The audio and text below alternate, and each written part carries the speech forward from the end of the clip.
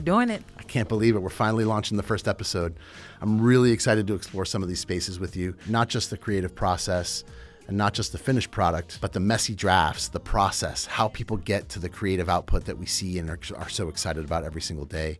And together we're talking about making creative chemistry, how vision gets transformed into life and everything that goes on in the in-between. So whether you're a creative, a strategist, a brand builder, a student, or just someone who's curious and interested in the creative process, you're definitely in the right place.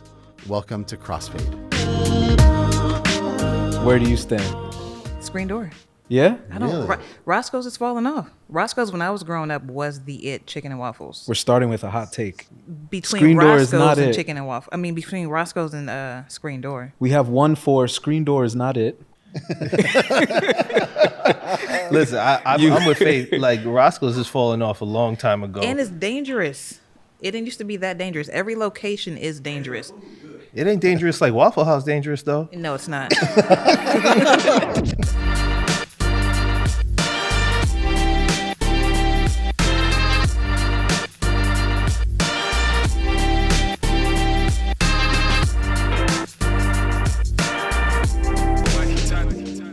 Speaking of food, so we had the chance to hang out last night, talk, get to know each other. You mentioned you've been in Portland 12 years. Is that accurate? That's right. How have you built community in Portland, or has it been difficult to build community outside of work? What do you think you've done to do that, something that works for you? And then second part is, from a design lens, do you think Portland has shaped more of your design characteristics, or do you pull inspo from New York, other cities, but do you pull inspo from home just as much as Portland? I had the opportunity to come out here before moving here. Mm-hmm. I lived here for a month at the Lucia Hotel. Okay. That was interesting. If you hadn't had a chance to live in a hotel, I strongly encourage it. Just for at least 2 weeks or so. But I did meet a lot of people while I was here in network between what I was out here for and just people being a part of the community. And I remember hanging out with people and meeting new folks at every meeting and then saying, oh, you should meet so-and-so, or tomorrow we're doing this. Come to this new bar or experience this new thing. One of those trips was a river float where I had never really done that before. So I didn't know what to do. I showed up with shorts and a pair of shoes, no phone, no shirt, a raft with some oars that I got that day. And we're rolling through, and it was a group of about 15 people. Some of them were from Portland. Some of them were transplants like me, just working. And I remember by the end of that night, I got stranded on the river by myself at night, not knowing anything about anything. And they didn't abandon me. It was agreed that they would get off and try to walk down the road while I used my oars to get down to the end. And after dusk, I just didn't panic. And I remember looking at how dark everything was on the river, woods, there's deer everywhere, saying, what's this fool doing on the water right now? What's going on? Why is he here? And something just told me, I need to get out right now. And I did climb through a thorn bush to get to the road, and the car was right there. And that's when I knew that I think I'll be all right out here. I didn't realize that was around your first trip. Yeah. That happened. I told that story last night. Yeah. That's crazy. I think That's that bold. moments like that and just being open, the point of that story is you want to embrace what's around you. Had I not done that, had I not gone to all the other outings and been open to meet all these other people, been on a 15-mile bike ride up a hill on a fixie, I wouldn't have the connections that I had now. You have to be open to all those experiences. All of the things that I described clearly take me out of my comfort zone. But I was open to all of it, and I think that I didn't expect this place to be New York, so it was allowed to be Portland. Yeah. That's a really great point of just allowing places to be what they are, right? And color your influences. How's the inverse been received, though? Like, you know, you just mentioned the river life, deer running around, getting out at night, hiking through bushes. Like, that's not the experience that we had growing up, right? And so I just wonder what it's like to bring some of what you've developed over your life to the table and have that be a part of the creative process and bring that to people that maybe don't have that same background. Interestingly enough, I moved from Ridgewood, Queens to Jersey, just the suburbs, and I had the whole Stand By Me summers walking across railroad bridges with people that I wouldn't have met if I had stayed in Queens. So I think I got taken out of my comfort zone early, and I learned both sides of the coin. Yeah. There were people living lives that I didn't even know existed while I was in my comfort zone around people just like me growing up. So Yeah. I think my parents wanted us to experience that, better education, which I felt big gap between where I was in Ridgewood to Edison, New Jersey. So I think while I wasn't the best student, my pops always likes to tell me, and I don't know, it's just because they're your parents, you would have been fine either way. We didn't know, but you were the same smart now that you were back then. And I don't know what that means. That could be like a dig, right? Like, it's like, hey, you ain't got it, kid, but you somehow made it. That's right. Type thing where I didn't really embrace school in that way anyway. But I did learn a lot of things outside of that. And I think being uncomfortable or feeling like I was an outlier helped a little bit. Yeah, for sure. I think there's something to discomfort in the creative process, right? That allows us to find pathways, solutions, that enables creativity, you know. And I think there's, you know, one of the things that I'm really interested for us to sort of hang out around and talk about today, and as we get into some of these conversations, is the places where creativity intersects with other things, right? You know, I've always thought about creativity as a problem solving process more than anything else.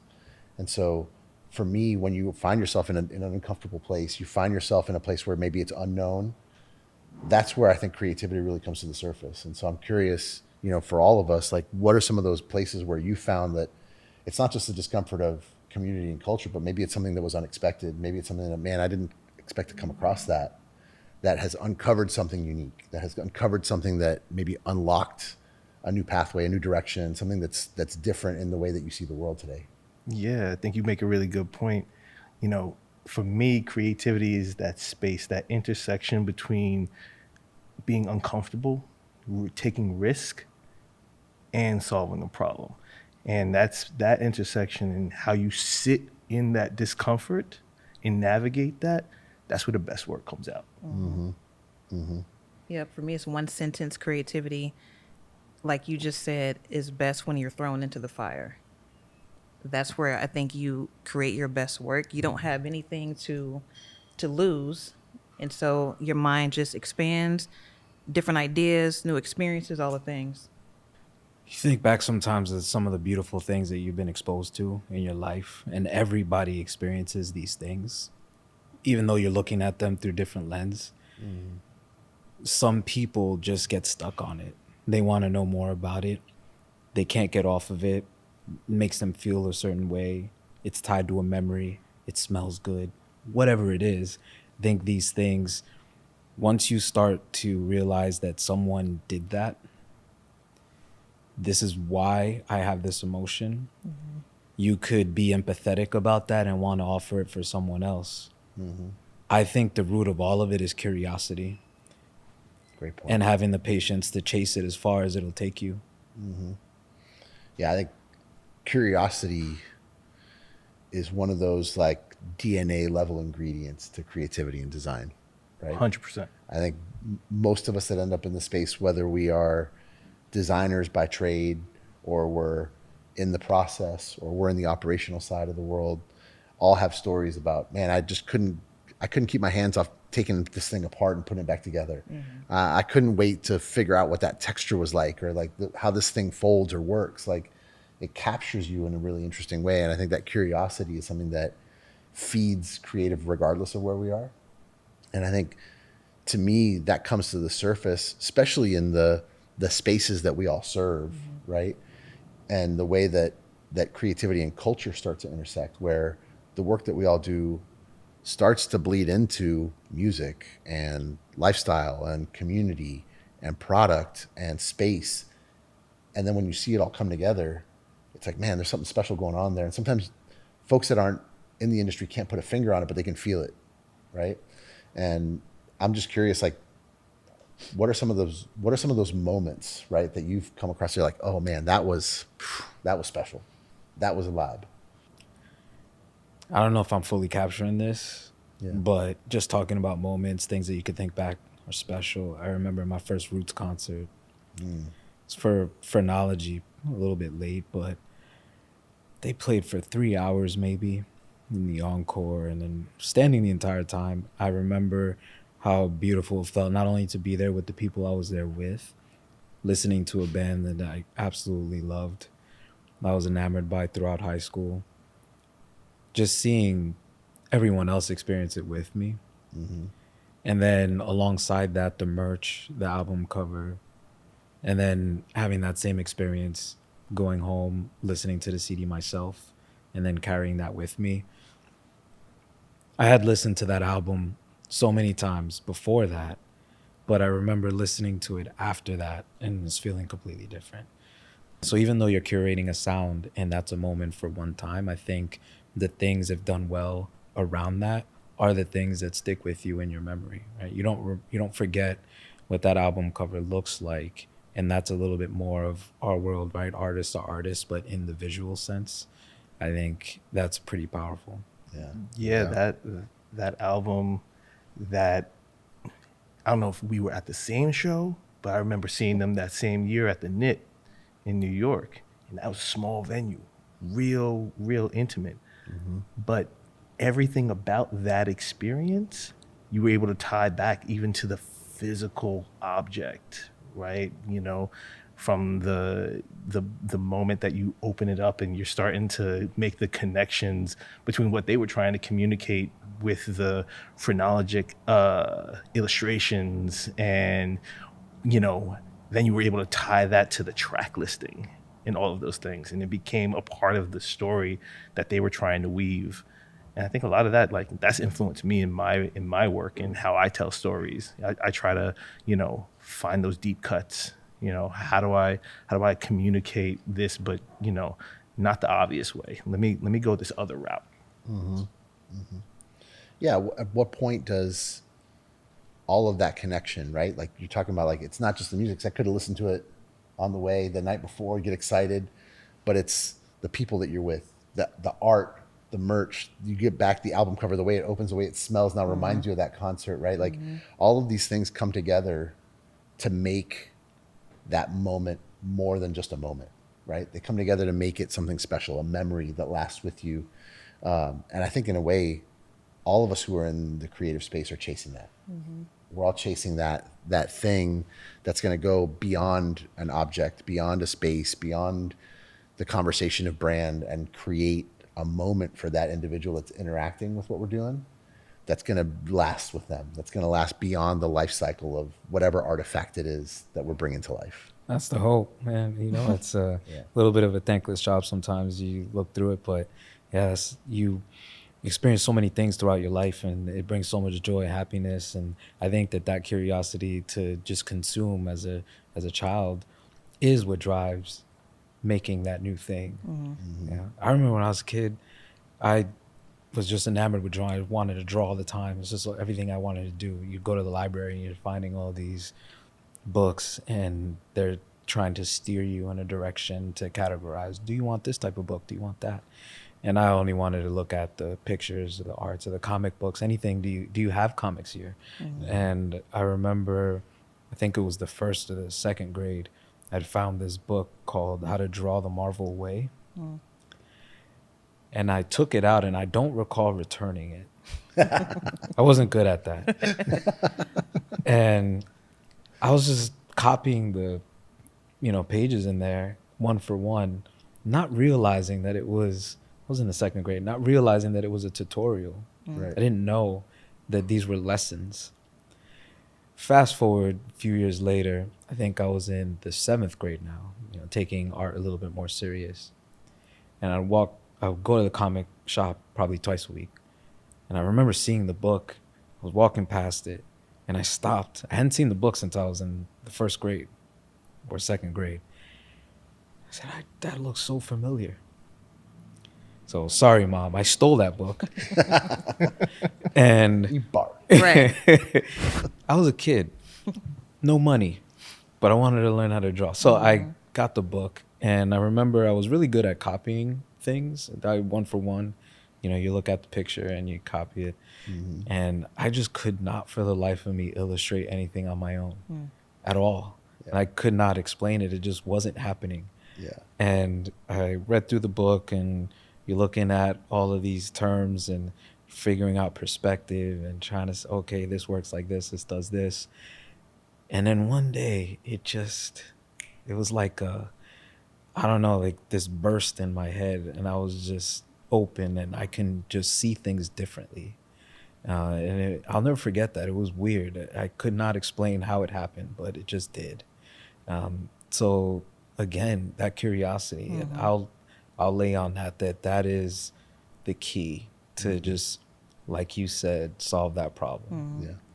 Adding on to that a little bit, you talked about your start in going to, was it junior art school you mentioned? Yeah, I studied fine art at first. It was just going through all the motions, 2D and paint and just live form drawing and, still life and all of that stuff. And I was just practicing all traditional method to make. I had not yet produced anything on a computer digitally at all. And then you said being there and kind of soaking up the experiences of others and just kind of being in the room kind of led to your storytelling ability. How has that influenced you today? I don't know if that led to my storytelling ability. It was probably my family, maybe. I'm not sure. But I did meet Lance around that time. I think that being around people that were at a serious level with art, I was always a student on my own and willing to do the work. I was putting in the 10,000 hours on my own without an institution. So I think that, and then being around people that were much better than me, was really all I needed. So while I didn't take that discipline on directly at that time, I think it was just beautiful to be around people that were chasing the same thing and also having fun and having the same interests. And I never stopped. And I think that sometimes people feel that you need to go down that route that everyone lists as the route to take. Right.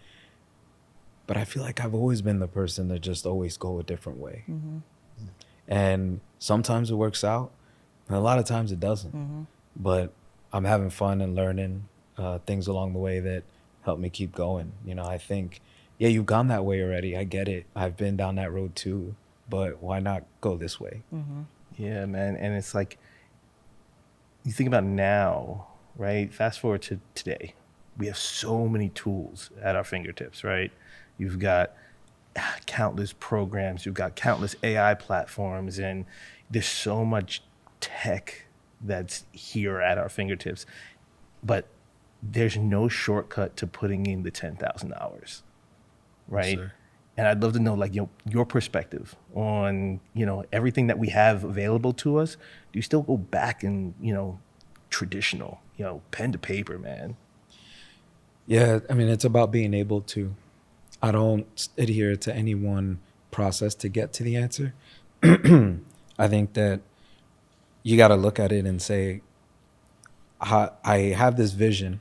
I talked about being able to illustrate and see. You can see it. And I think flexing that muscle, or exercising that muscle is a better term, is what keeps that vision sharp. Sometimes it's hazy. So as long as I could keep my eyes on that prize, there's many different avenues you could try and sculpt the clay with, and different tools that you can use to try and get there. But yeah, I don't shy away from any type of form, or whether it's sketch or digital or sculpting or 3D, anything that I can learn on the spot that's fun to add to that experience is done as well. I never think I've learned everything and I'm just gonna keep making things this way. I feel that I learn something new with every project. Yeah. It's bugged out that you mentioned how to draw comics the Marvel way, right? That was such an influential part of my upbringing too. Last week, I like referenced it in a whip critique, right? And I was just like having to talk to them about dynamics, right? These are fundamental principles that were just buried in the back of my skull. And that's the thing that came to the front of my mind when trying to articulate what I wanted done and how dynamic and how movement needed to play a part in this piece. And to hear you reference it now, it just goes to show that those fundamentals are so important. And like I said, there's no kind of skipping that. You gotta, it's always gonna come back to it in some way, shape, or form. It's beautiful. What was your man. favorite thing to draw as a kid? Oh man. For me, I was a Ninja Turtles kid. All right. You know, so like that, I think that was probably the first thing that I sat down and I was like, I'm gonna learn how to draw all of the Ninja Turtles. And then you eventually learn like, okay, cool, I want them to do all the cool poses and everything. Then you start like posing your action figures to, you know, get different perspectives and everything. And eventually you say, okay, this is something I want to keep doing. You know, I think as artists, we all kind of go through that, like, oh, I want to be a comic book artist. And once I got past that stage, and what I really realized is that I'm like, oh, I like telling stories. I like crafting stories and crafting experiences, whether that's, you know, a product experience, whether that's an unboxing, whether that's a, you know, an event. All of that is all around this, you know, integrated experience.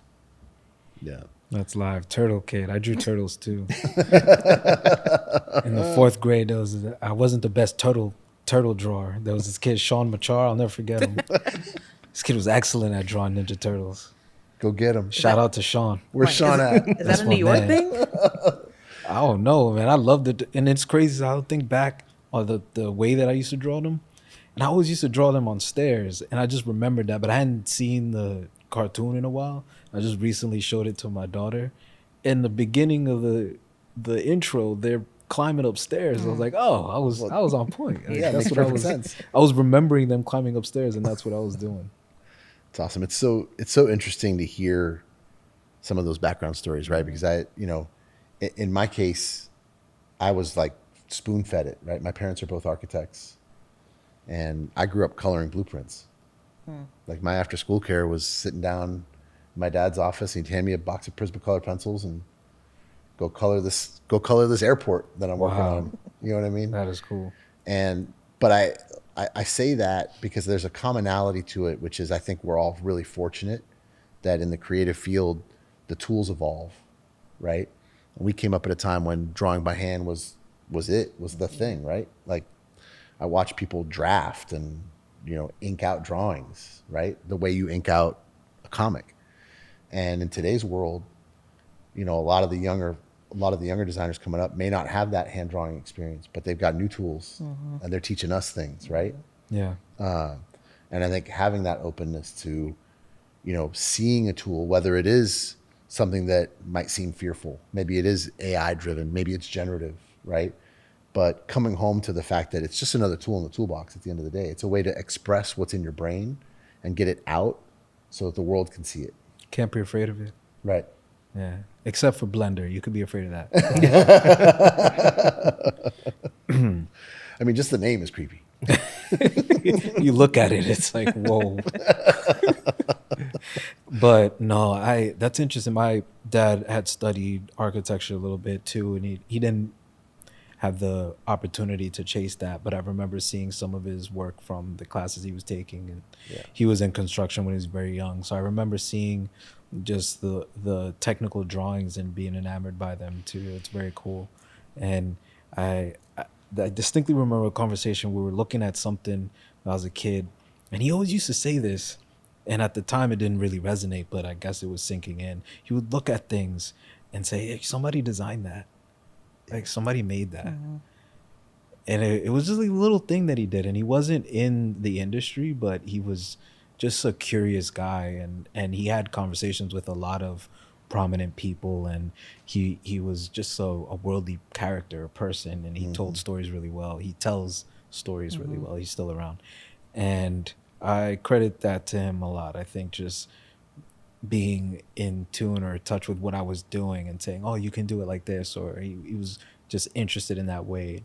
And there were other people in my family. My cousin was a really good artist as well, so I think there were a lot of people that you end up wanting to be like, and you chase that as well. So back looping into the community part, you're talking about how important that is for the things that you do. There's one thing to create beauty in that community around it from a fine art lens. Yeah. But then when you start to solve problems towards that, I think maybe that's a little bit of the intersection, right? When you're looking at things differently to say, oh, well, instead of going out to buy that outfit, maybe I'll make it. Or what can I trend set? What can I do or experience that is going to lead me somewhere new?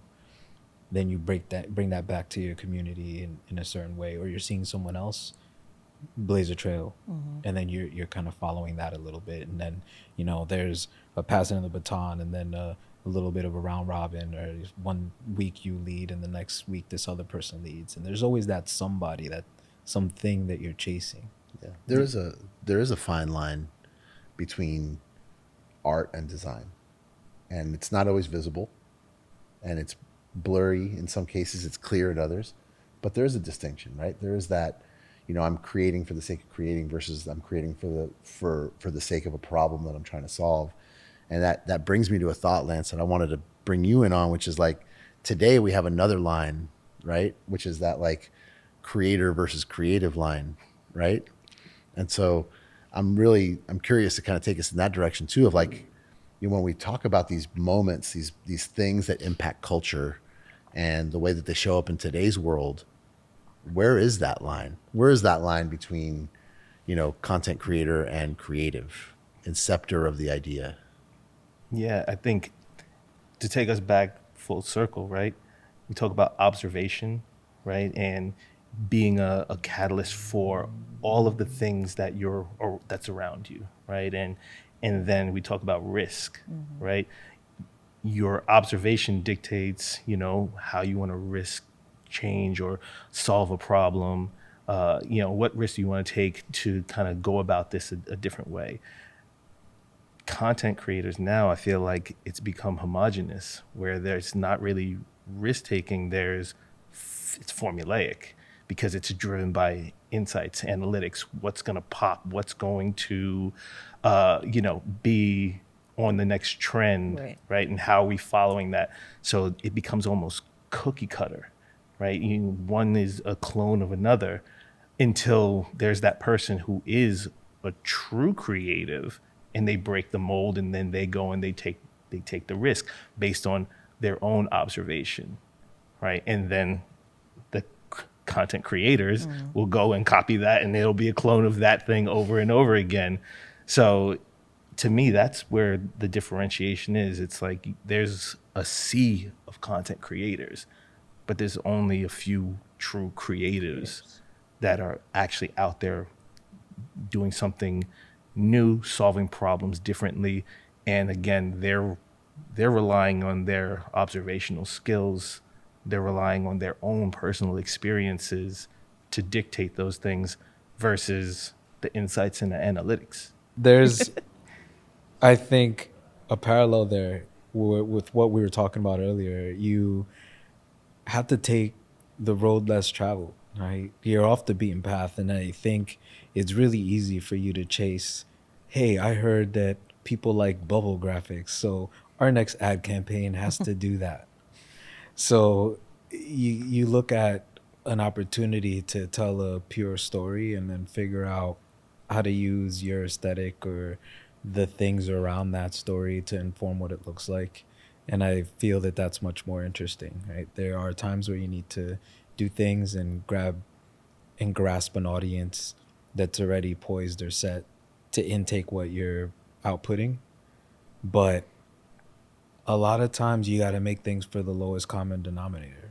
You're making things for the highest common denominator, then I can't go out and say, well, or ask, what did you do? But I can ask, what was your goal?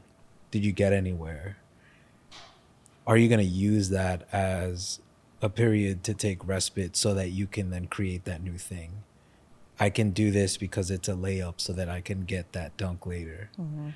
So we have to ask ourselves what hill to die on at times and figure out when it is that we're going to push to try and lead that. Right? You have a lot of people and stakeholders and things that you have to answer to and be a little bit formulaic around how you get there.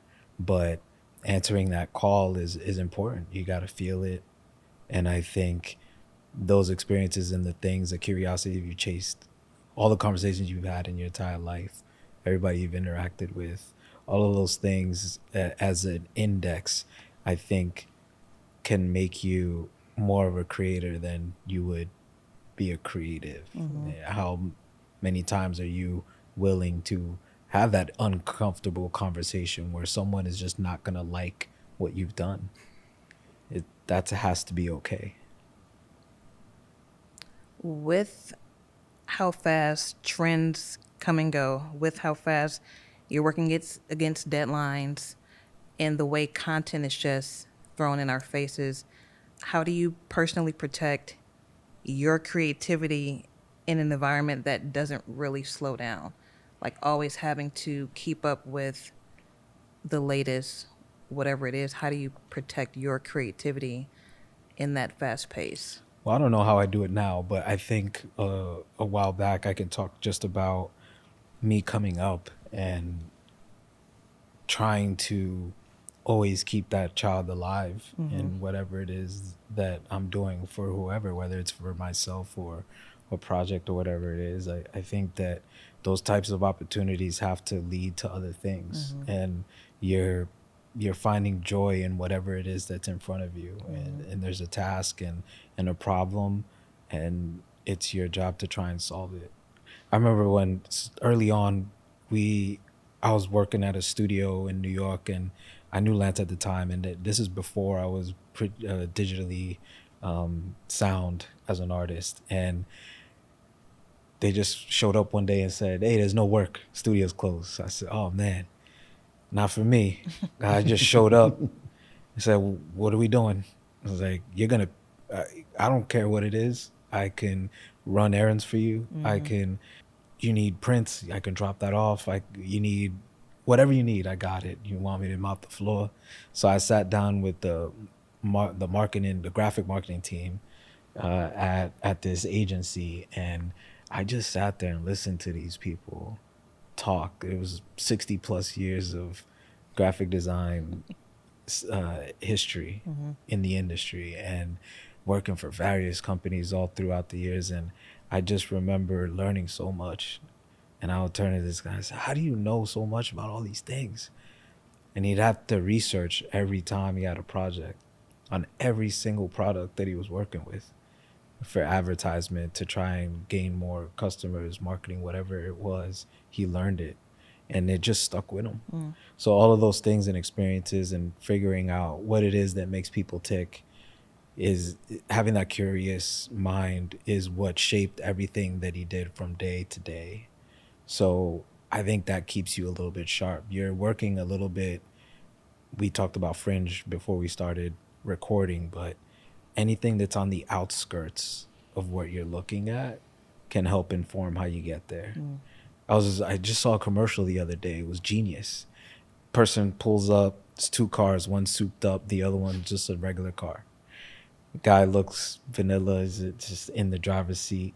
Can't tell, is wearing glasses, looks like a regular old dude. And then the other car that's souped up is filled up with a bunch of teenagers drinking and laughing and trying to make fun of this square. This guy slowly turns to the window and slowly smiles at them. He's got gold grills. He puts his hand out the window. He's got a full set of rings. He gives them a sign. And every time the camera turned to a new thing, you saw a new source of bling to just crush the spirits of the person trying to make fun of him. So in that commercial was so meta, and I was looking at it. At every turn, you can have a wow moment to capture, and I still didn't figure out what they were trying to sell until the end, right? So I think just finding that beauty and saying, wow, I wish I would have thought of that. That brings me back to something that you said that I didn't want to forget, and I'm glad you kind of triggered it back in my mind, which is the concept of surrounding yourself with people that are smarter, better, more talented than you are. And I personally think that that is one of the key ingredients to success in almost any field, but in design and creativity, it's, man, if it's not more important than the rest, it's right up there. Yeah.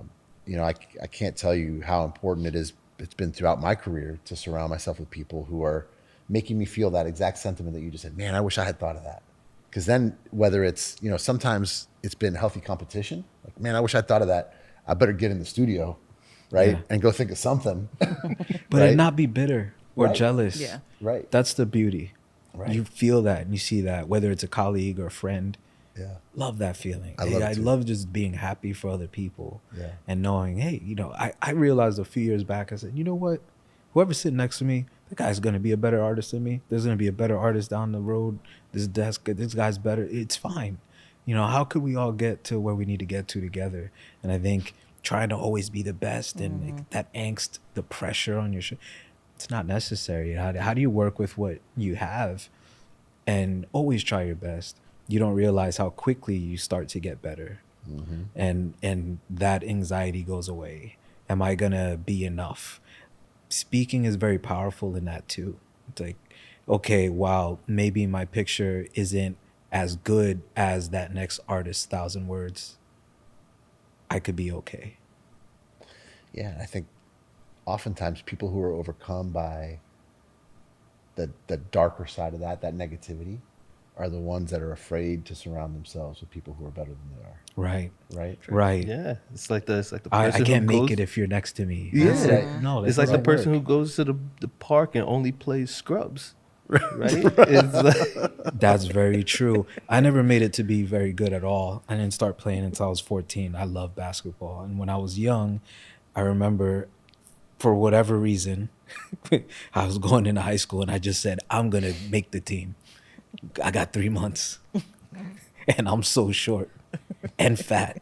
That didn't matter to me. I just picked up the ball and I said, we're doing this. And I remember I'm playing all summer, and I had a friend, Derek James, great guy. He was 4 years my senior. This dude was nice. I mean, he was so good, such a good player. And I remember I'll go out there, and this was after I had already been playing a year. I got cut from the team, not cut from the team, but you know, didn't make tryouts my freshman year. But I kept playing. You know, it didn't discourage me. It was cool. I realized, and I think I got okay, but not enough to make that team. And there were a lot of good players there. I would play, and every time I would go to the park, he'd pick me on his team, no matter what. It didn't matter. He didn't care, and I had no business being out there, and he just didn't matter. And I think because of that, it made me as good as I could be, because not only was I not afraid because of him, but it showed me that not only did he do that for me, but then you know I have to do that for other people, and it made that anxiety go away a little bit. And you get put in these pressure situations, and you figure out it's like, hey, I didn't realize it, but that poised me for being able to sit next to people in the industry, right? And these giants, these people that are just incredible designers that you have to sit next to and try to, and everyone is just so open. So I shout out to Derek James. That was just a beautiful person to be around at that time, to just learn so much from. yeah, man. And that kind of that's a good pivot, right? Because it makes me think about, you know, talent, right? And how valuable is talent and how good you are naturally at something versus the hunger to just be around it and be surrounded by it and to learn everything that you can about it, right? I think about this is like talent versus taste, right? In design, taste is how you surrounded yourself buy beautiful things, right? How you surround yourself with what books, what's your input, what's the prompt of your being, if you will. There's a lot of people who are just naturally good at something, but they might just have whack taste. And it doesn't matter how great you may be at that. If you don't have the taste, then you can't be a taste maker. Right. I think there's a flip side to that coin too, though, right? I mean, you have people who are outstanding at the craft, right? And they're excellent at solving problems. And I think one of the beautiful things about the industry that we occupy is that there's room for both of those things to exist, right? You have folks that are out in front and are tastemakers. Some of them may not have the actual chops, right? They may not have the discipline, the skill, but they've got an eye. They've got an ability to see things that other people can't see, or surround themselves with things that other people wouldn't think about. And then I think about the flip side of that coin, and I think about some of the masters of craft that I've been exposed to and been around, who you see them walking down the street, and it's that dude in the car from the ad, but without the bling. Like, you look at him, you're like, that guy? What? Come on now, you know? But then you see them on the boards, and it's magic happening, right? And I think the intersection of those two things can be really powerful. To me, you've got a lot of folks, and I think it goes back to the creator versus creative conversation as well. You've got a lot of folks in the creative industry who maybe are tastemakers and have outstanding taste, but can they get it across the finish line, right? And then I think you've got other folks who maybe need a stronger brief. They maybe need a little bit more of a push from somebody who can see. But man, once that engine starts turning, there's no holding them back. And that to me is a special thing about the space that we play in. Very special. It's something that I think all of us need to embrace and just figure out how you keep that enthusiasm going, right? And not have any animosity towards the process either. You know, there's a lot of times where you could be next to someone, and how many instances where you can look over and say, oh, well, I did that before. Someone would accuse you of taking their work or something like that. I think in certain areas, people start to forget what the collective is and how people actually contribute. And you know, the ones that are a little bit more open to just knowing, hey, at times you're on the same wave. Sometimes, yeah, maybe there was a contribution and that added to it. But at the end of the day, someone has to pull the horse at whatever point. So, you know, the back to creative versus the creator, you get into that point, right? Where does the line blur and where does it intersect? And I think we are all a part of a larger collective, which is within something that people call culture, depending on where you're from. And if you have experiences that are similar enough, even walking down the path we just walked down, drawing Ninja Turtles, being a massive fan of the same book, bringing them up in different instances of very recent time, and okay, maybe we're the same person. Right? We're into the same thing. We love MF Doom. You know, you're bound to have a couple of creative ideas that overlap. That's similar, yeah. So I think that there is a beauty in that too. You hope that everything that has been laid before you up until this time, everything that you've loved, that you obsessed about as a consumer, I think also informs how you offer that in whatever job you have, right? Yeah. So you could be doing anything in a creative fashion, whether it's marketing an ad or painting a sign or something. You have influence that came before you that informed how you're going to do everything. Yeah, I think there's a lot of truth to that. Let's take that into the brand space, right? I think one of the things that I've been fascinated by over the past, say, decade to even 2 decades is, you know, how brands interact with their consumers in today's world versus how it used to be, right? And I think about even the way that consumers engage brands and engage products. And, you know, when you think about the things that we put out into the world, I think there's this mentality that we're hoping that what we put out into the world, people will engage and embrace, and it becomes a part of culture, right? And then lately we've seen the flip side of that, where brands are out into the world and culture is embracing them and creating product coming back, right? And you see it in space, you see it in objects, you see it across the board, where whether it's a creator or whether it's a creative or whether it's a designer embracing a brand and bringing something different to it, I'm fascinated by that interplay, right? And I'm just curious, things that we're seeing out in the space that maybe look like people who are getting it right, right? Or where it gets sideways, and kind of the experiences that we're feeling as we kind of feel out in the marketplace. Yeah, it's like I love to see how certain bigger brands are embracing the people who were the rule breakers, right? It's amazing to see someone like Dapper Dan get his shine, right? Where he was the rule breaker, right?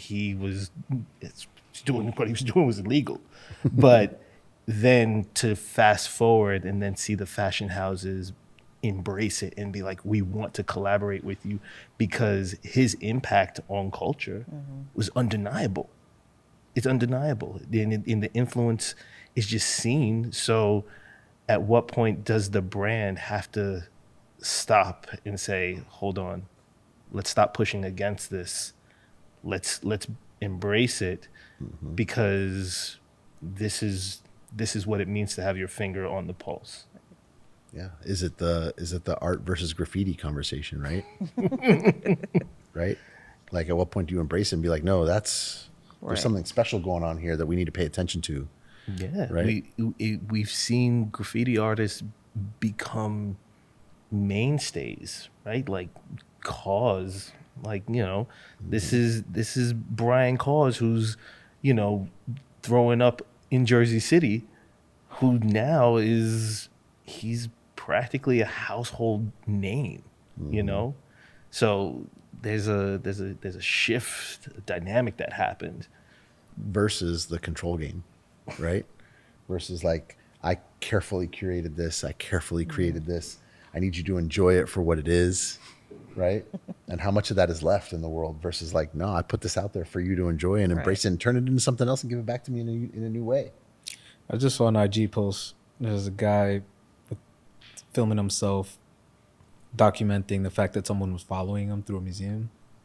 And he was rushing down and said, "This guy's following me. I don't know what to do." And he's getting angry or annoyed. And he gets to a certain point. The guy won't stop following him. He's already walked at least, maybe 75 yards, 80 yards.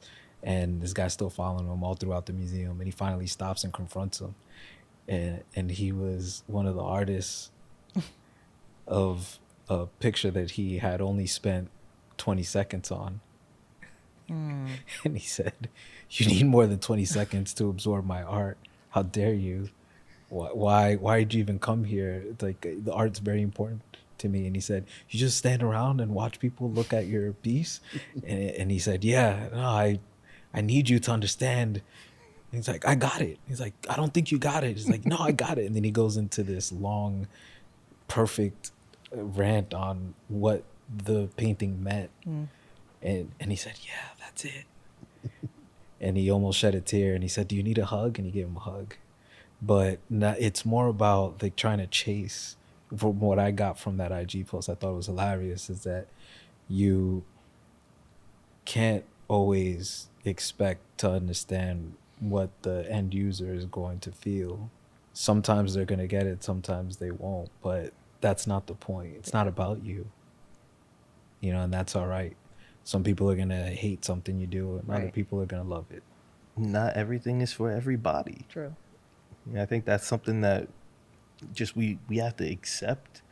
And there are going to be moments where what you create is accepted by a niche. And then if that niche, if it's that impactful, guess what? There's a lot of followers out there. They will jump on the bandwagon.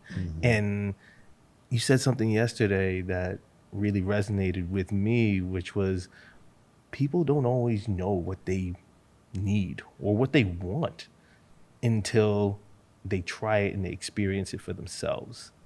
It's like, we talked about the iPhone, and we talked about prior to that first iPhone, everything had buttons. And everyone was like, you need these buttons, you need the keyboard. And it wasn't until someone was like, no. And there were a lot of naysayers. Like, think about it, BlackBerry was a naysayer and they fell under. So it's like, at what point do we embrace that, what, it's not for everybody at first, but you know what, they'll eventually come, especially if you believe in it strong enough and you're going to continue to innovate and make it better every time. Yeah, no, I got to say, like, I'm super, like, impressed and inspired by your open-mindedness and the way that you approach that creativity and the creative process. And I think what it's speaking to is, like, you put things out into the world with a sense of curiosity and joy. And if it comes back in a different way, that's a lesson. It's a way for you to just say, all right, cool. I didn't think about it that way, but now I can come back and apply that in a new way. I'm like, you're exuding that in the way that you talk about your creative process. I think it's super cool, man. Thank you. Yeah. In the work that you're doing now, and speaking about just not everything is for everybody, when you design now, like, do you design for the present moment, or do you, like, is there longevity in the design?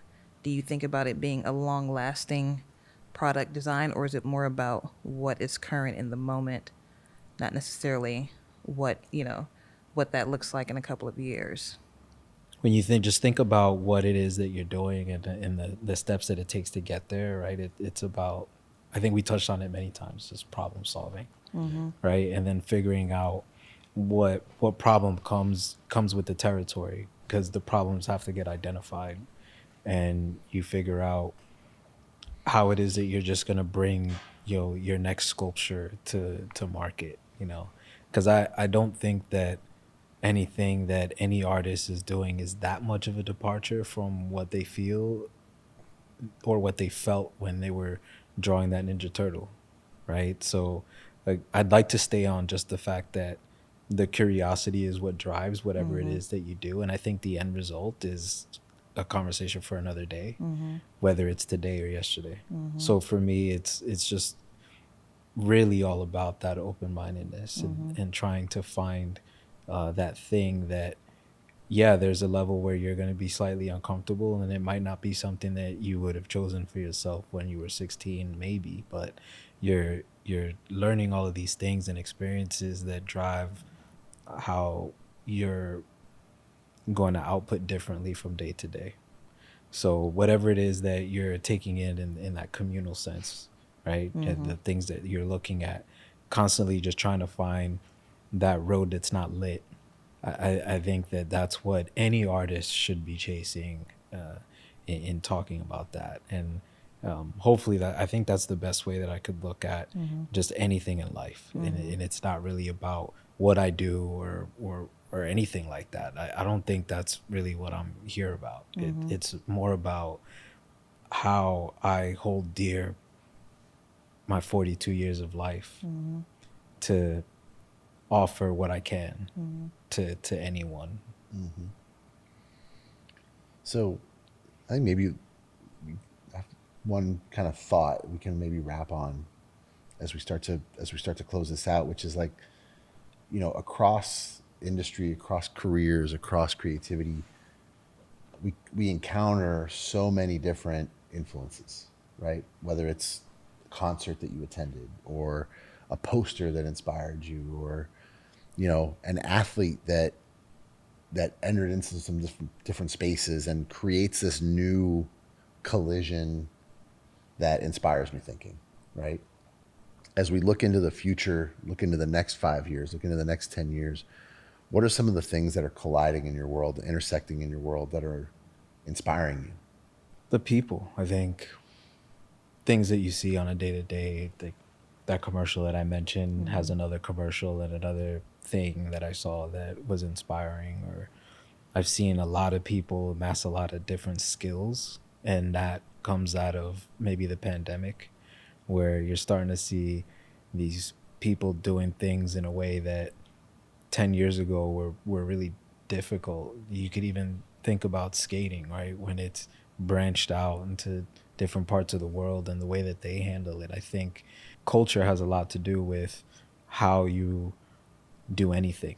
So when introduced to difficult things, the cultural impact of India doing that thing is different than the cultural way to do it from a Japanese person. And they could be trying the same thing, but their approach is going to be different. And each will have its beauty or success based on how they do that. So when you see the Japanese skate, the way that they do everything in life influences how good they are at that thing. And they are genius at so many things and so disciplined in their life that I think it's just breeding these new types of skaters that, you know, once you just introduce the world to these things, you see it in basketball, you see it in all these different sports, places that were not growing up with these things. Once you give them a few years to practice at it, you start to see a new perspective in which that thing can be done. So I get inspired by that, and just knowing that you can learn a lot from each other, whether it's across the world or, you know, down the street. The world is a lot closer these days. I think Cultural the cohesion distance, is a real thing too, right? Like, the distance is not there anymore. Right. absolutely. What about you, Lance? What are you seeing out there? I think similarly, it's being able to experience different places and see those people in those other places, but also really being able to connect with them on a ground level and the cultures that are there. And to your point, we talk about, you know, other places being introduced to pieces of American culture and how they're taking it and doing something different, or they're becoming exceptional at it. You know that breaking was a huge part of my life and my coming up. And for me, traveling, it's still something that I take a look at because I can always see where people are at culturally by how they approach breaking, right? And I look at places like Ukraine, Uzbek, right? Their approach is coming from a place of needing to tell their story just a little bit different. So their skill level is going to be higher, but their intricacies of storytelling are way deeper than the surface level of what was happening here in the States. So that's what I look for whenever I'm traveling somewhere. What are those deep storytelling moments, right? I'm gonna look for that alleyway, that small shop, that cafe, or the place that no one speaks English, but I can smell that the food is delicious, right? Those are the places that I want to know, and then I'm gonna try to sit with somebody and hear their story, because that's gonna inspire me, and it's gonna go in the memory banks for me to pull out later for something else. Yeah, in so many ways, great design can be the flower that grows in the cracks of the sidewalk, right?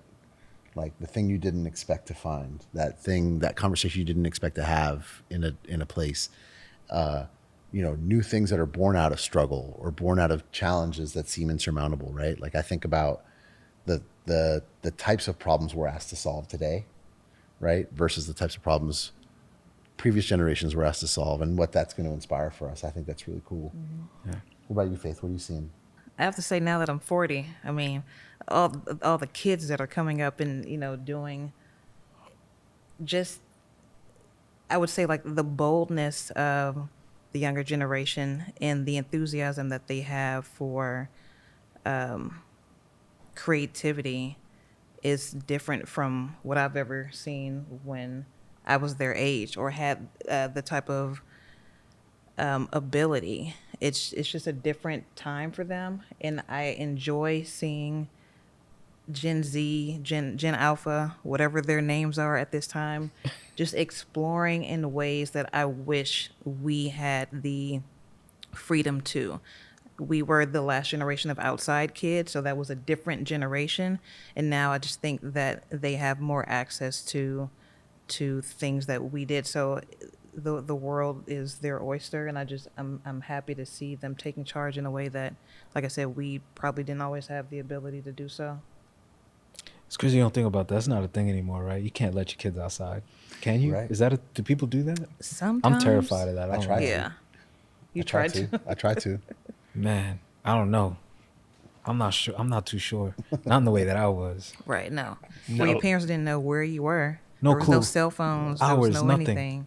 Yeah, Far, very far. very far. Oh, yeah. They never knew. As long as you were back by sunset, it's all Right. good, right? Nah, that wasn't past that. Well, listen, Iz, thank you so much, man. I really appreciate you spending some time with us tonight. Thank you for having me. It's Yeah, this been is great. lovely, great fun. Yeah, man. Hopefully Really we can quick see way you to get thirsty. soon. Yeah, right?